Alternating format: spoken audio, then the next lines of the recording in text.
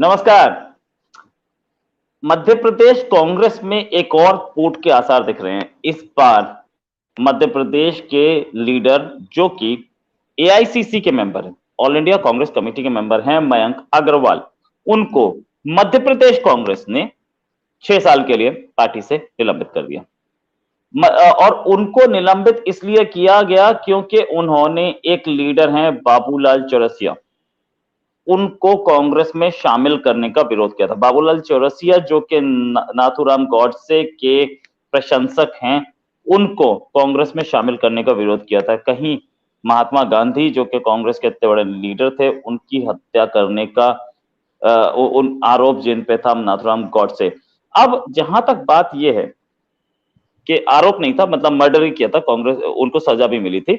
जहां तक बात यह है कि ये आरोप हमेशा सावरकर पे और विश्व हिंदू परिषद पे और हिंदूवादी संगठनों पे और बीजेपी पे भी लगता रहा कि इन बीजेपी का सॉफ्ट कॉर्नर है ऐसे लोगों के लिए जो नाथूराम गॉडसे के प्रशंसक हैं। अब की बार ऐसा आदमी कांग्रेस में ही शामिल हो गया तो कांग्रेस वालों को जलन क्यों, परेशानी क्यों ना हो, सही बात है। लेकिन उससे बड़ी बात यह कि सेंट्रल कांग्रेस यानी कि ऑल इंडिया कांग्रेस कमेटी का जो मेंबर है, उसे स्टेट कांग्रेस ने 6 साल के लिए निलंबित कर दिया। ऑल इंडिया कांग्रेस कमेटी का मेंबर बोलता, भाई मैं तो आपका मेंबर ही नहीं, मैं तो मेंबर सेंटर का हूं, मैं तो राहुल गांधी के अंडर काम करता हूं, आप मुझे कैसे कर सकते हैं। कुछ ऐसा ही हालत हो रही है कि एक सेंट्रल गवर्नमेंट के एम्प्लॉई जो कि नरेंद्र मोदी के अंडर काम करते हो, उनको योगी आदित्यनाथ सस्पेंड कर दें। कुछ ऐसी हालत चल रही है। इसी पे बात करेंगे हम। Doctor Gulrez Shaikh, BJP spokesperson, हमारे साथ हैं। डॉक्टर साहब स्वागत है आपका। डॉक्टर साहब क्या हो रहा है मध्य प्रदेश कांग्रेस, क्या फिर से जा रही है? देखिए, मैं थोड़ी सी जो पूरा ये विषय हुआ इसकी पृष्ठभूमि से व्यूवर्स को अवगत करा दूं। अभी कुछ दिन पहले यह हुआ कि कमलनाथ जी की उपस्थिति में बाबूलाल अग्रवाल जो कि न केवल नाथूराम गोडसे के प्रशंसक रहे हैं बल्कि हिंदू महासभा के नेता भी थे। और हिंदू महासभा के नेता के होते हुए उन्होंने बाकायदा नाथूराम गोडसे की प्रतिमा पर माल्यार्पण भी किया। उनके प्रशंसक ओपनली रहे हैं, दिखते हैं, विजुअल्स कह रहे हैं कैमरों में, और आज भी वो विजुअल्स सर्कुलेट होते हैं।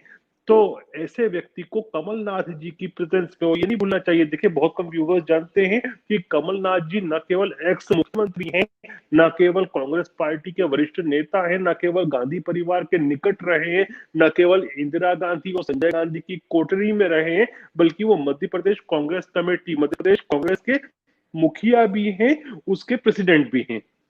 तो ऐसे व्यक्ति को जो नाथूराम गोडसे को की प्रतिमा पर माल्य अर्पण करता हो, उसको कांग्रेस के प्रेसिडेंट जो हैं, जो हमेशा दूसरों के ऊपर आक्षेप लगाती रही पार्टी, वो अपने दल में विलय करवाते हैं, विलीन करते हैं अपने दल में, पूरी तरह से आत्मा से लेते हैं। और आत्मा से क्यों ले रहे हैं? क्योंकि जैसे मैं ये वर्ड क्यों कह रहा हूं कि आत्मा से विलीन कर देते हैं उसको अपने साथ, क्योंकि ऐसा लगता है कि कमलनाथ जी की आत्मा और बाबूलाल चौरसिया की आत्मा एक रूप हो चुकी है। कांग्रेस के अंदर इतना विरोध हुआ, अरुण यादव जैसे भारी भरकम नेता जो कि यूपीए के कार्यकाल में, मनमोहन सिंह जी के कार्यकाल में केंद्रीय मंत्री रहे हैं, उनके फादर जो थे सुभाष यादव, वो उप मुख्यमंत्री थे दिग्विजय सिंह के कार्यकाल में, और वे खुद भी लंबे समय तक मध्य प्रदेश कांग्रेस कमेटी के प्रेसिडेंट रहे हैं। मतलब कमलनाथ जी से पहले कोई प्रेसिडेंट था तो वो अरुण यादव थे। पॉलिटिकली उन्होंने काफी स्ट्रगल करी कांग्रेस को जिंदा रखने के लिए और सत्ता में लाने के लिए। जब वे भी उसका विरोध कर रहे हैं, हर जिले के लगभग कांग्रेस के लोग विरोध कर रहे हैं, उसके बावजूद भी कमलनाथ जी अड़े हुए हैं। इसीलिए मैं कह रहा हूं कि ऐसा लगता है कि आत्मा के साथ उनको विलय कर दिया उन्होंने कांग्रेस पार्टी में, अपनी कांग्रेस पार्टी में जिसके वो मुखिया है। तो अब ये दिख रहा है कि नाथूराम गोडसे के प्रति कांग्रेस का और कांग्रेस के नेताओं का, जो कि गांधी परिवार से जुड़े हुए हैं, कितना प्रेम है कि अपने कांग्रेस में ही स्प्लिट की स्थिति आ रही है, लेकिन टस के मस नहीं हो रहे, अडिग है बिल्कुल कमलनाथ कि नहीं, इसको बाबूलाल को तो मुझे रखना है, बड़ा प्रेम है शायद उनसे।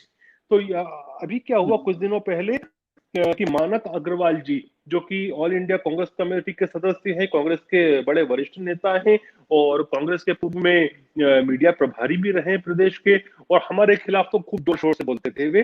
कई बार हमारा भी डिस्कशन होता था तो वो बड़ी तीखे शब्दों का उपयोग करते थे। खैर, पॉलिटिक्स अपार्ट, वो अपना काम कर रहे थे, बतौर विपक्ष हमले कर रहे थे, जो काम दिया गया था वो कर रहे थे। अब जब उन्होंने भी बाबूलाल चौरसिया के कांग्रेस में विलय करने से को लेकर प्रश्न उठाए तो उनको 6 साल के लिए कांग्रेस पार्टी से सस्पेंड कर दिया गया। अब पहला प्रश्न तो ये उठता है कि एक व्यक्ति यदि ऑल इंडिया कांग्रेस कमेटी का सदस्य है तो प्रदेश कांग्रेस कमेटी क्या उसको निलंबित कर सकती है? ये एक जेन्युइन प्रश्न जो उन्होंने उठाया है।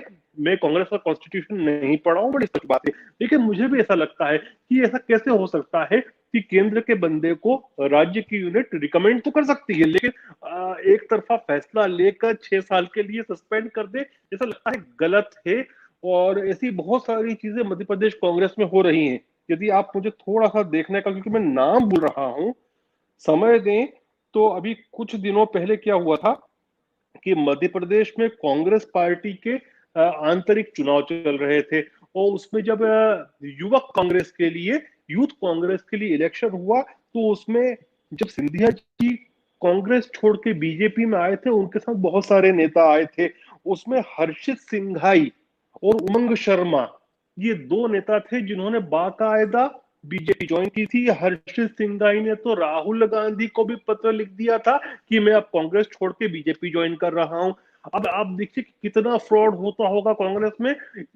हर्षित सिंघाई को यूथ कांग्रेस का सेक्रेटरी, स्टेट सेक्रेटरी इलेक्ट कर लिया गया। जो बंदे ने चुनाव नहीं लड़ा उसका इलेक्शन हो जाता है, उसके नाम पे घोषणा हो जाती है कि हर्षित सिंघाई जो है, जो कि भाजपा के नेता हैं, उनको यूथ कांग्रेस का स्टेट सेक्रेटरी बना लिया गया। मतलब ये केवल फर्जीवाड़े होते होंगे, इसके अलावा कुछ भी नहीं। पहले चूंकि वो कांग्रेस में थे तो शायद उनका नाम कभी चला होगा, उसी के हिसाब से इन्होंने कह दिया कि ये इलेक्शन हुआ, सिलेक्शन नहीं इलेक्शन हुआ।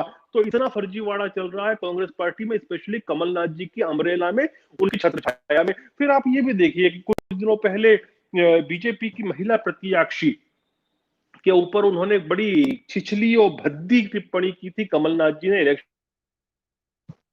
बाई इलेक्शन चल रहा था, वे महिला नेत्री को आइटम के नाम से बोलते हैं कि आइटम है, और उस बात पे राहुल गांधी को भी बुरा लगा था। उन्होंने कहा था कि इनको अपने शब्द वापस लेना चाहिए, लेकिन उन्होंने नहीं लिए थे। तो एक तरह से यह बात भी है कि कमलनाथ शायद अपने आप को बहुत स्ट्रांग समझते हैं, या वे कांग्रेस के जो सेंट्रल लीडरशिप है उससे भी बड़ा समझते हैं। तो इसलिए कांग्रेस जो है ना, वो दो फाड़ में बट रही है। और शायद जो है मानक अग्रवाल, देखिए मानक अग्रवाल जी बड़े नेता हैं, मीडिया लाइमलाइट में रहते हैं, लेकिन कंपैरेटिवली अरुण यादव वगैरह के मुकाबले मैं ये किसी को नहीं बोलूंगा लाइट वेट है, लेकिन कंपैरेटिवली ऐसा मुझे लगता है, जितना मेरा पॉलिटिकल सेंस है, हो सकता है कि वो उनसे भी हैवी वेट हो, काफी वरिष्ठ है। मैं इसलिए नहीं कह रहा कि लाइट वेट नेता है, लेकिन मुझे ऐसा लगता है कि अरुण यादव जैसे लोग, जो कि कमलनाथ जी के ऊपर, बाबूलाल चौरसिया को कांग्रेस में लाने के ऊपर हमलावर हैं, उनका विरोध कर रहे हैं, उनको एक मैसेज दिया गया है कि देखो, मानक अग्रवाल ने विरोध किया था, उनको हमने 6 वर्ष के लिए सस्पेंड कर दिया, अब आप मुंह बंद करके बैठे, जो दिग्विजय सिंह या कमलनाथ कह रहे हैं वही सही है। ओके, तो ये डिक्टेटरशिप यानी कि तानाशाही अब मध्य प्रदेश कांग्रेस में दिख रही है, जैसा आप बता रहे हैं। तो क्या ज्योतिरादित्य सिंधिया के स्प्लिट से कोई सबक नहीं सीखे गए? मध्य प्रदेश कांग्रेस अब भी तानाशाही टाइप रवैये में चल रही है, सत्ता हाथ से जाने के बाद भी। और ऐसा क्या प्रेम है, ऐसा क्या प्रेम है गांधी परिवार का कमलनाथ जी से कि एक से एक एक करके बड़े नेता छिटकते जा रहे हैं और कमलनाथ जी का प्रेम खत्म नहीं होता? देखिए, मैं निश्चित रूप से तो नहीं कह सकता, लेकिन एक एनालिस्ट के रूप में यदि बात करूं तो मैं ये कहूंगा कि चूंकि संजय गांधी की जो इमरजेंसी की कोटरी हुआ करती थी, उसके अभिन्न अंग थे कमलनाथ जी।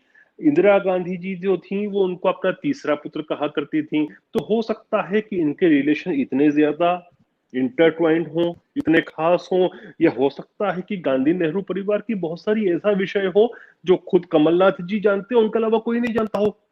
तो यदि वह चीज स्पिल ऑफ सीड्स जिसको कहते हैं, कि यदि स्पिल ऑफ सीड्स होता है तो शायद गांधी नेहरू परिवार के लिए भी खराब हो। वी डोंट नो कि अंदर की केमिस्ट्री क्या है, लेकिन इंदिरा गांधी जी उनको तीसरे पुत्र के रूप में कहा करती थी। और हमने देखा था सबने कि इमरजेंसी के समय संजय गांधी की जो कोठरी हुआ करती थी, जो कि बहुत ज्यादा लोग नफरत करते थे जिस कोठरी से, उसके अभिनंदन थे।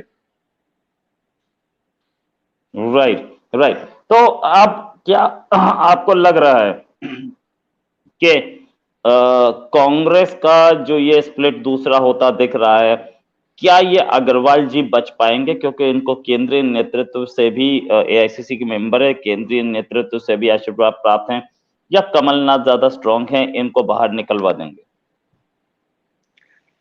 देखिए, जितना मैंने कांग्रेस को समझा है, विशेषकर जर्नलिस्ट से बात करके जो दिल्ली में रहते हैं, आपके जैसे जो वरिष्ठ पत्रकार होते हैं, तो मुझे ये मालूम पड़ा कि ये एआईसीसी में जो पद मिलते हैं या मेंबर बनाया जाता है, इस पे तो कौन से गुट का व्यक्ति है, उसका पॉलिटिकल गॉडफादर कौन है, इस प्रकार की चीजों पे ज्यादा आधारित होता है, कैलिबर का काम होता है। मैं कहीं नहीं कह रहा कि मानक अग्रवाल जी का कैलिबर कम है, मैं इस बात पे कह रहा हूँ कि ये बात इसलिए कह रहा हूं मैं कि जरूरी नहीं है कि गांधी परिवार हर एआईसीसी के मेंबर को संरक्षण देगा। ये किसके कोटे से आए मुझे नहीं पता। यदि गांधी परिवार के कोटे से आए होते तो शायद हो सकता है कि कमलनाथ खुद नहीं बोलते, उनके खिलाफ एक्शन नहीं लेते। क्योंकि अभी तो आप देखिए ना कि सर्वे सर्वा वही है ना, कमलनाथ ही है। कमलनाथ टिकट बांटते हैं, कमलनाथ पदाधिकारी बनाते हैं, कमलनाथ मुख्यमंत्री बनते हैं, कमलनाथ प्रदेश अध्यक्ष बनते हैं। यही तो ज्योतिरादित्य सिंधिया जी को भी तकलीफ थी कि सब कुछ कमलनाथ। तो जब इस प्रकार की एक सत्ता हो जाती है तो उसको अंदर से भी चैलेंज मिलते हैं, और जब अंदर से चैलेंज मिलते हैं, जब आपका वर्किंग जो है वो डिक्टेटोरियल होता है। देखिए, आप बड़ी स्पष्ट बात है, जो व्यक्ति राहुल गांधी की कोठरी से जन्म लिया हो राजनीतिक रूप से, वह एक व्यक्ति की सत्ता को ही मानेगा, डिक्टेटोरियल वे में ही काम करेगा, चाहे अपने संगठन में करे, चाहे अपने सत्ता में जब हो तब करे। तो उसको तो चैलेंज लोग करते हैं, और जब चैलेंज होता है तो वो एक क्रिया होती है चैलेंज करना, उसकी प्रतिक्रिया आती है। मुझे लगता है कि मानक अग्रवाल के साथ जो हो रहा है, क्रिया और प्रतिक्रिया चल रही है, और ये एक मैसेज है दूसरों के लिए भी कि खामोश रहो, वरना तुमको मानक अग्रवाल बना देंगे। राइट। तो क्या आपको फाइनल क्वेश्चन, क्या आपको कांग्रेस स्प्लिट होती दिख रही है एक और बार मध्य प्रदेश में? छोटी बात पूछ रहे हो आप सर। मुझे लगता है कांग्रेस का स्प्लिट तो वर्टिकल स्प्लिट होना है, और वह केंद्र में ही होना है। जो G23 है वो क्या है आप समझिए ना।